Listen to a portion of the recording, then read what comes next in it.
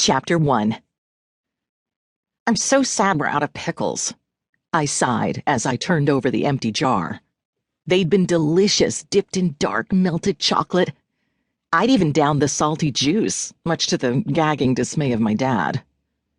Zelda, while I understand the diet of a pregnant woman is rather, unconventional, don't you think chocolate-dipped pickles and mustard-slathered jelly donuts might be bad for the babies?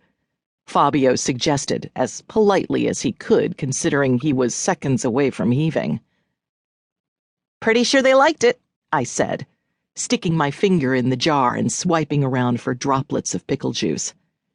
Now, I think the pizza with pepperoni and Snickers was all kinds of wrong. That one didn't agree with me. Thank the goddess, he muttered with a wince. So next time, I'm going to substitute malted milk balls for the Snickers. Wonderful, Fabio choked out, paling considerably. Maybe we should consult a doctor about this. Don't have to, I told him with an arched brow and a wide smile. I'm the shifter wanker around here. What I say about health and wellness goes. And Dee Dee, my doula, says I'm doing great. I say we whip up some deep-fried bananas with hot sauce. Fabio was silent as he digested my newest culinary request. He'd been an outstanding enabler in my mission to keep my growing belly full, until now.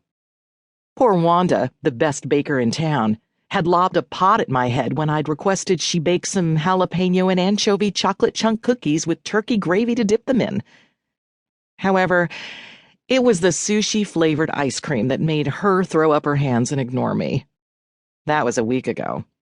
My raccoon shifter buddy was such a softie, I expected her to come back around any day now.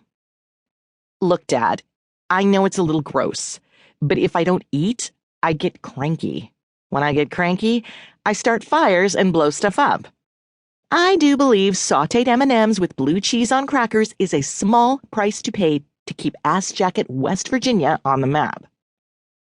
A little gross is an understatement, Zelda, Fabio argued as he wiggled his fingers and magically removed the empty jar from my hands, replacing it with an apple, a plain apple, with no chocolate sauce or cheese whiz to dip it in. Unacceptable. What am I supposed to do with this? I asked as I cocked back and prepared to beat him in the head with the boring piece of fruit. It's an apple. Eat it, he snapped, running his hands through his thick mane of red hair that matched my own. I'm terrified of what you'll give birth to if you keep consuming crap. I'll be having puppies, I shot back. No one yet has given me solid evidence that this is untrue. Puppies will eat anything, including crap. Literal definition intended. Oh, quit your bitchin'. I took a tentative bite out of the apple to make him happy. It tasted amazing even without maple syrup or salsa, not that I would share that nugget. I still wanted something fried and dipped in whipped cream, but maybe the old warlock had a point. What if my kids, or puppies, came out demanding TV dinners, McDonald's, and sugared soda? Oof, I hated it when Fabio made a good argument. How about this? I bargained as I polished off the apple and went for another.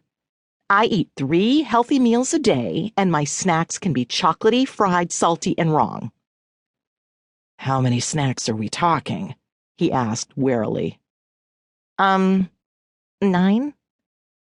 4, Fabio shot back. 6, I countered.